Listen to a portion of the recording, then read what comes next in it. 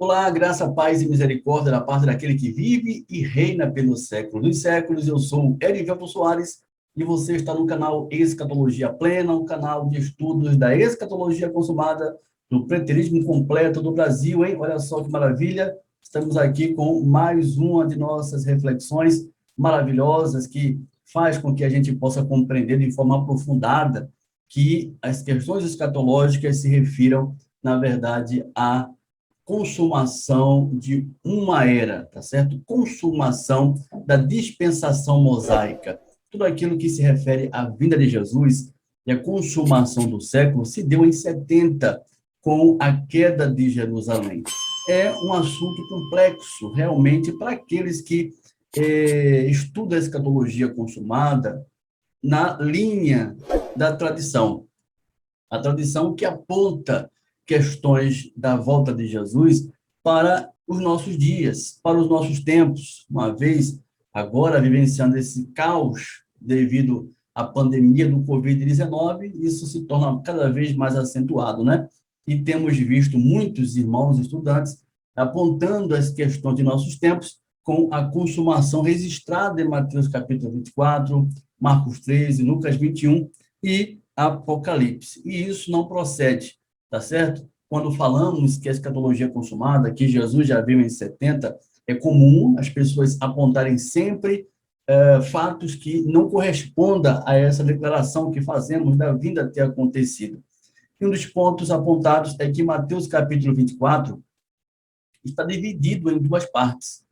E não podemos, de forma nenhuma, fazer uma leitura de Mateus capítulo 24, considerando todo o capítulo referindo-se à queda de Jerusalém, pois há uma divisão na leitura desse capítulo que esteja a primeira parte realmente falando da queda de Jerusalém e uma segunda parte que se refira ao fim da era cristã, e haverá nessa ocasião o juízo dos homens ímpios e o novo céu e nova terra. Então, é assim que se espera, olhando uma possível divisão que aconteça em Mateus capítulo 24. Acontece que, no versículo 28, olha que coisa interessante, a gente lê, onde estiver o cadáver, aí se ajuntarão os abutres, onde eles apontam que esteja dentro da narrativa que se constitui a queda de Jerusalém, eles entendem que esses abutres, na verdade, são águias, tá? Eu coloquei aqui abutres na versão porque é a versão que praticamente todos utilizam quando lê Mateus capítulo 24, né? Então, por conta da versão que você esteja usando, aparecer abutres, na verdade, se refere a águias. No original, aqui, aparece como águia, tá certo? Muito bom a gente entender isso aqui. Por que águia? Porque a águia era o símbolo do exército romano. Na ocasião aqui da leitura dessa passagem, olhando de forma histórica, se refere ao exército romano que invadiu Jerusalém. O cadáver aqui é Jerusalém, tá certo? Então, em invasão de Jerusalém, é a narrativa em que se diz, onde estiver o cadáver, aí se ajuntarão os abutres. Maravilha? Perfeito. Na parte 2, que a gente encontra no versículo 36 ao 51, onde é referido que acontecerá em nossos tempos, que já está acontecendo, né, devido ao Covid-19, seja um dos sinais da manifestação do que esteja em ocorrência do registro de Mateus capítulo 24, nós temos aqui o verso 37, que é muito familiar dentro dessa expectativa, porque diz assim o texto, olha lá, pois assim como foi nos dias de Noé, também será a vinda do Filho do Homem. Porque assim como nos dias anteriores ao dilúvio, comiam e bebiam, casavam e davam-se em casamento, até o dia em que Noé entrou na arca, e não perceberam, senão quando veio o dilúvio e os levou a todos. Assim será também a vinda do Filho do Homem. Então, eles observam a questão de Noé como um dos sinais da vinda do Filho do Homem. As pessoas totalmente sem considerar que Jesus voltaria, sem levar em conta os sinais que se manifestariam dessa vinda, e seriam pegos desapercebidos. E, por conta disso, estamos vivendo esses dias na Terra, estamos vivendo acontecimentos em uma época cujo qual a geração atual não tem respeitado a Deus e, por conta dessa falta de respeito, vão ser pegos desapercebidos. No versículo 40 e 41, da segunda parte da divisão fraudulenta que fazem de Mateus capítulo 24, temos uma descrição muito interessante que eles levam em consideração, não objetivamente os parciais preteristas, tá? Mas muitos estudantes observam um arrebatamento secreto que um dia acontecerá para a igreja, será tomada de repente, né? Diz a passagem, então 2 estarão no campo e um será tomado e deixado o outro. 2 estarão trabalhando no moinho, uma será tomada e deixada a outra, tá certo? Então, eles fazem a ciência narrativa achando que isso aqui vai acontecer de forma inusitada, onde um será tomado e o outro ficará, né? Inclusive, muitos cristãos, né? Muitos vão ficar por conta de estar vivendo uma vida dúbia, a pessoa de Jesus Cristo. Maravilha, vamos lá. Quando a gente vai fazer a leitura aqui de Lucas, capítulo 17, meu irmão, minha irmã, no versículo 20 ao 37, percebe-se que essa possível divisão não exista. Na verdade, é uma fraude que fazem na leitura de Mateus capítulo 24. Acham-se que Jesus estivesse ali respondendo a 2 perguntas distintas e que uma se referisse à queda de Jerusalém, que aconteceu em 70 por conta do templo, e a outra se refira ao fim da era cristã, estava muito mais adiante dos dias em que Jesus respondeu a questão aos seus discípulos. Teríamos aí 2 milênios na divisão dos acontecimentos, dos fatos, dos sinais narrado por Jesus a respeito do fim. Quando a gente vai para Lucas, capítulo 17, no versículo 20 ao 37, é percebível que isso é uma fraude. Por quê? Porque, observe que coisa interessante, Jesus ele vem falando a respeito do seu reino. Olha o que diz o texto. Interrogado pelos fariseus quando viria o reino de Deus, diz a palavra, Jesus lhes respondeu, não vem o reino de Deus com visível aparência, nem dirão, ei-lo aqui ou lá está, porque o reino de Deus está dentro em vós, na verdade é entre vós, né? Porque eles não poderiam estar com Cristo dentro deles, no coração deles, porque eles não acreditavam em Jesus como o Messias de Deus, né? Então, a narração aqui é entre eles, tá certo? Então, o reino de Deus é de natureza espiritual, não poderia ser visto a olhos humanos, a tal ponto dele dizer assim, ó, não vem o reino de Deus com visível aparência. Perfeito? Então, Jesus vem falando a respeito do seu reino, que não era de forma nenhuma, de forma visível, como se pensam, imaginam, que um dia vai aparecer ruas de ouro, mar de cristal, e aquela coisa toda que você já entende, né? Então, veja que Jesus ele vem tratando com os fariseus a respeito da natureza do reino de Deus, e, de repente, ele dirige-se aos seus discípulos, dizendo o quê? No versículo 22, tá? Olha só, a seguir dirigiu-se aos discípulos, dizendo Jesus assim, virá o tempo em que desejareis ver um dos dias do Filho do Homem e não o vereis. Não o vereis. E vos dirão, ele aqui ou lá está, não vades nem os sigais, porque assim como o relâmpago, fuzilando brilha de uma a outra extremidade do céu, assim será no seu dia o Filho do Homem. Mas importa que primeiro ele padeça muitas coisas e seja rejeitado por esta geração. Olha lá, a geração dele. Então, ele seria rejeitado antes da manifestação desse seu reino, que não poderia ser visto a olhos humanos, por ser de natureza espiritual. Muito bem. Ele continua. Assim como foi nos dias de Noé, será também nos dias do Filho do Homem. Olha só. Assim como foi nos dias de Noé, vamos grifar aqui essa passagem, olha lá, no verso 26 de Lucas, capítulo 17, onde Jesus vem falando da natureza do seu reino que é espiritual. Ele fala a mesma coisa que encontramos em Mateus, capítulo 24, no verso 37, ou não é? Perfeitamente. Aquilo que se dizem está na segunda parte do sermão escatológico de Jesus, que se dirige aos nossos tempos. Perfeito? Então, ele diz isso aqui, na narrativa da manifestação do seu reino, que ele seria rejeitado por aquela geração, a geração dele, seus contemporâneos. Ele fala que, assim como nos dias de Noé, diz a palavra, né, assim será nos dias do Filho do Homem. Perfeito. No verso 34 ao 35, ele diz o quê? Olha lá, 34, 35 de Lucas, capítulo 17, diz: Digo-vos que naquele dia dois estarão numa cama, um será tomado e deixado o outro. Duas mulheres estarão juntas moendo, uma será tomada e deixada a outra. Perfeito? Perfeito. É isso que encontra-se aqui no verso 34, 35, que está apresentado na segunda parte do sermão escatológico de Mateus capítulo 24, que muitos estudiosos assim observam, apontando para os nossos dias, que ainda acontecerá, brevemente acontecerá. Agora, com o Covid-19, está mais próximo ainda, né? É assim que eles entendem.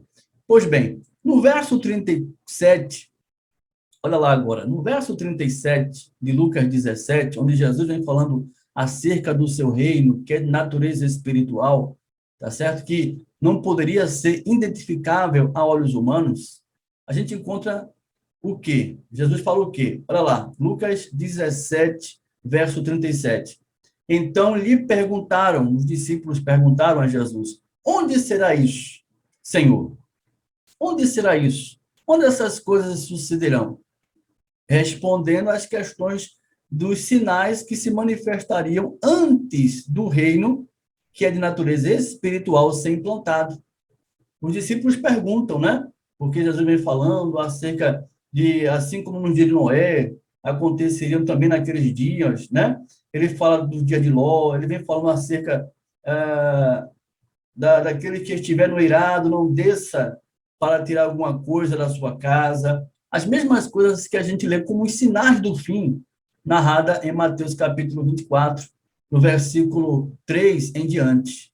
Né? Ele vem falando acerca dessas questões dos sinais. Também ele vem falando aqui, no decorrer dos versos seguintes, que se segue 26 em diante. Eu estou lendo apenas esses versos que são mais importantes, não fica longa aqui a nossa reflexão. Aí diz aqui no verso 37, olha lá. Respondeu-lhes o Senhor: onde estiver o corpo, aí se ajuntarão também os abutres. Olha lá, onde estiver o corpo, aí se ajuntarão também os abutres, ou as águias, conforme observado no verso 28 de Mateus capítulo 24. Ou seja, o Senhor Jesus está dizendo que, em virtude da queda de Jerusalém, a invasão romana que traria o fim daquela geração e a destruição do templo, era a manifestação, se manifestaria no Senhor com o seu reino de glória, que é de natureza espiritual. Está claro ou não está claro? Está sendo deturpado isso aqui? Não. Estou lendo de forma sensata, respeitando toda a questão histórica e a narrativa contextual que faz com que a gente chegue a essa conclusão, tá certo? Observando a conjugação verbal, fazendo toda uma interpretação que está condigna com a identificação dos acontecimentos, tá certo? Fora disso, é realmente deturpar as escrituras. Fazer o que fazem com Mateus capítulo 24, dividindo em duas questões escatológicas distintas, separadas, isso sim é deturpação das escrituras. O que eu estou fazendo aqui, não. Tá certo? Estou levando em consideração os fatos claros do tempo dos acontecimentos. Então, onde estiver o corpo, aí se ajuntarão também os abutres. Veja que não há divisão. A manifestação do reino do Senhor em glória, o estabelecimento do seu reino, que é espiritual, de natureza espiritual, invisível, tá certo? Jesus Cristo fala que acontece em virtude da queda de Jerusalém. Ele é manifesto. Primeiro, ele seria rejeitado por aquela geração e, por fim, com a queda do templo, esse reino seria manifesto. É isso que está aqui no texto. provando de forma categórica que não há divisão em tempo nenhum de Mateus capítulo 24. Nunca houve divisão. Por quê? Se o verso 28, que muitos estudantes comprovam que realmente esteja se referindo à queda de Jerusalém, ele aparece aonde aqui? Em Lucas capítulo 17. No final, perfeito? No final da leitura de Lucas capítulo 17. Ele aparece no final, na identificação da manifestação do seu reino de natureza espiritual. Quando a gente vai na segunda parte, que eles fazem, né, de forma deturpada, fraudulenta, essa divisão, o verso 37, assim como no dia de Noé, ele está onde? Está antes de que os abutres estivessem reunidos perante o corpo. Olha lá onde aparece. Olha só, assim como no dia de Noé, é o verso 30, é o verso 26 de Lucas 17. Não é isso? Perfeito? Deixa eu ajeitar aqui, olha lá. E o verso 40 e o 41 de Mateus capítulo 24, onde é que ele está? Olha lá. Antes da queda de Jerusalém, aparece claramente aqui, antes da queda de Jerusalém, quando que, diz a palavra, digo-vos que naquela noite 2 estarão numa cama, um será tomado e deixado o outro. 2 mulheres estarão juntas moendo, uma será tomada e deixada a outra. Essa linguagem, um será tomado e deixado o outro, que encontramos aqui nesses versos, se refere à invasão romana. Aqueles que foram tomados e levados se referem àqueles que fugiram enquanto Jerusalém estava sendo rodeada de exércitos, uma vez observando os sinais da manifestação do fim que estavam em evidência. Esses fugiram, foram aqueles que foram tomados, aqueles que foram levados. Aqueles deixados foram aqueles que foram destruídos com a invasão romana. Estão entendendo agora por que aparece no versículo 37, no final da leitura de Lucas 17, aparecem os abutres, as águias que estão juntas ao corpo? É porque justamente tudo isso acontece em virtude da queda de Jerusalém, tá certo? Não se refere ao nosso tempo, nunca se dirigiu ao nosso tempo. As predições de Jesus, ao longo da narrativa de Mateus 24, está completamente dirigida à queda de Jerusalém, manifesta em 70. Não há divisão em Mateus 24. Essa observância que é feita por muitos estudiosos é uma forma fraudulenta da leitura do capítulo 24 de Mateus, tá certo? É uma divisão fraudulenta que não contribui para uma informação verídica da verdade que está totalmente voltada no sermão das oliveiras, o discurso do Monte das Oliveiras, que tange o sermão escatológico profético. Então, quando falamos que Jesus já veio, não falamos com base em ideias, com achismos, falamos com fundamento bíblico, histórico, de que realmente o reino de Deus, que é espiritual, que não pode ser visto por ser de invisível aparência, foi manifesto. Pois assim ocorreu a vinda do Filho do Homem. Tá certo? Então, essa é aí a nossa reflexão. Espero que você tenha gostado. Se você gostou, não deixe de dar o teu like. É muito importante o teu like, tá certo? Pois ajuda na projeção desse vídeo e a alcançar, assim, muitas vidas que precisam arduamente dessas informações para serem libertas, né, por conta do falso entendimento que se tem no livro de Mateus, capítulo 24, e as questões escatológicas que se refere à vinda de Cristo e à consumação do século. Compartilha com teus amigos e contatos, e se puder também, deixa-nos um comentário, tá certo? É muito importante ter um comentário dentro daquilo que a gente trouxe aqui nessa reflexão.